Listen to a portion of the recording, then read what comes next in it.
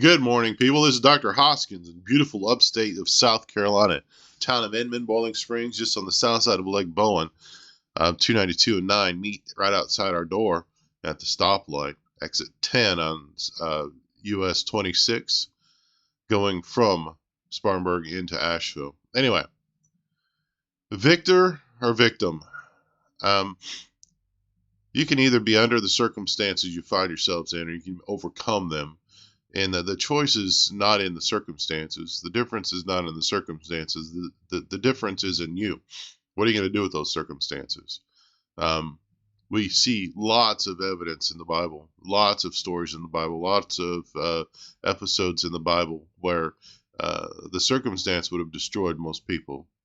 But David continually says, "Yet I will praise the Lord. I will overcome." And he did. And the circumstances weren't what made him who he was. His response and um, his resilience, his choice to use what God had given him to overcome whatever circumstance he was in, his reaching out to his people, his reaching out to his God, all of that were his choices, and that's what made him a victor over the circumstances, an overcomer, a champion, a conqueror, because he chose to do something different than what most people would choose to do. Now, in our present day society, in our present day context, um, I would dare say that we have circumstances that are threatening to overturn our votes, that we have circumstances and stuff going on, stresses in our lives that seem to about to capsize our boat, to wash us ashore and beat us against the rocks. And yet, we can choose to overcome them. Not going to be easy. Never said it would be. Didn't imply that it might be. It's not going to be easy, but it's a choice. We can be. We choose to be the victim. We choose to be the victor. You can look at any number of really bad, horrible situations and see how people, through work, hard work, deep work, painful work, overcame their circumstances. Just got done reading Santana's autobiography called Universal Tone, which has got some chiropractic implications in and of itself. But he talks about being molested on a regular basis when he was living in Tijuana, and how, as devastating and life scarring as that was, and how it impacted relationships for many decades afterwards, once he chose to do the work to heal from that, um, things changed. So he didn't know how, didn't have the resources at first to work on it. But because he reached out and because he shared and because he wanted to overcome and become the victor, he did. Now, like I said, it's not easy. It's a process. It is lots of struggle, and that's just one example. Myself, I overcome a lot of stuff, little stuff, big stuff, on a regular basis. If you watched what I posted on Wednesday, it was a very low energy day. It was a very down day. It was very cathartic for me to share that with you because it made me verbalize what was that mess that was going on in my brain, that mush, that uh, slushy, if you will. Talking about that helped me focus on some things that needed to be overcome.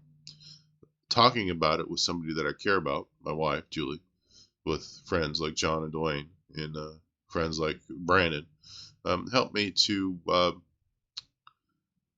materialize that thing, the situation, into something that's cohesive and tangible, so that I can then destroy it. Then I can go at it and have at least a target to work on. That's what we all need. And we also need a clear way of thinking. We need to have a clear mind. We have a clear pathway. We need to have clear thoughts, so that we can think clearly and rightly about things. Not in a schizophrenic, not in a split mind. That's all that means is a split mind kind of way, not in a double-minded way. Is it's also, well, different context, but a double-minded man is unstable in all his ways.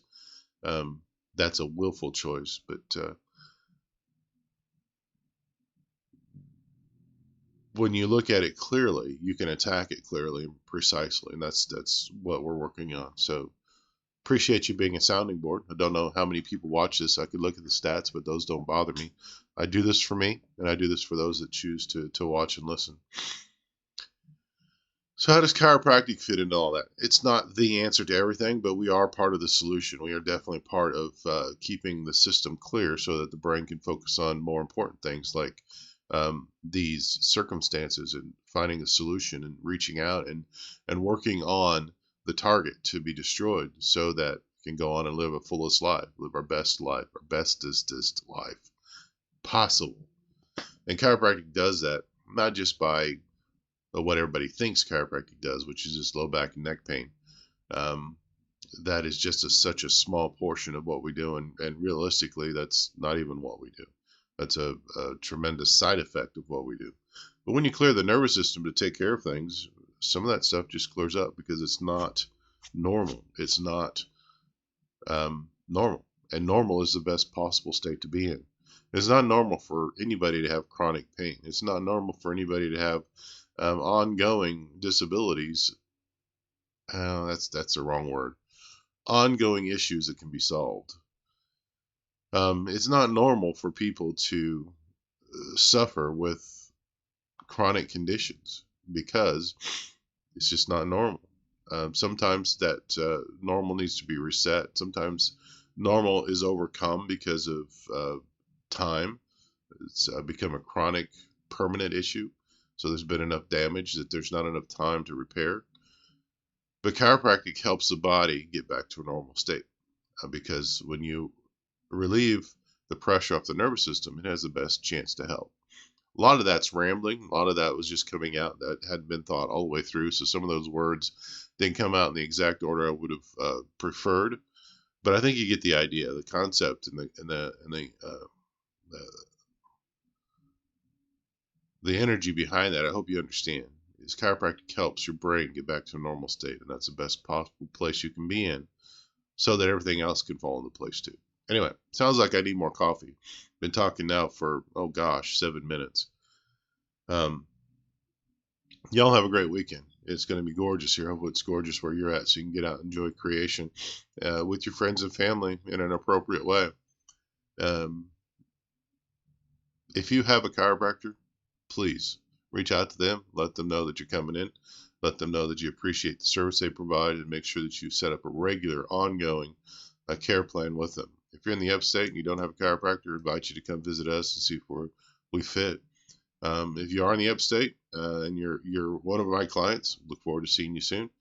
And if you don't have a chiropractor and don't know a chiropractor in your area, let me know. We'll help you find one. Love you guys. Take care. Bye-bye.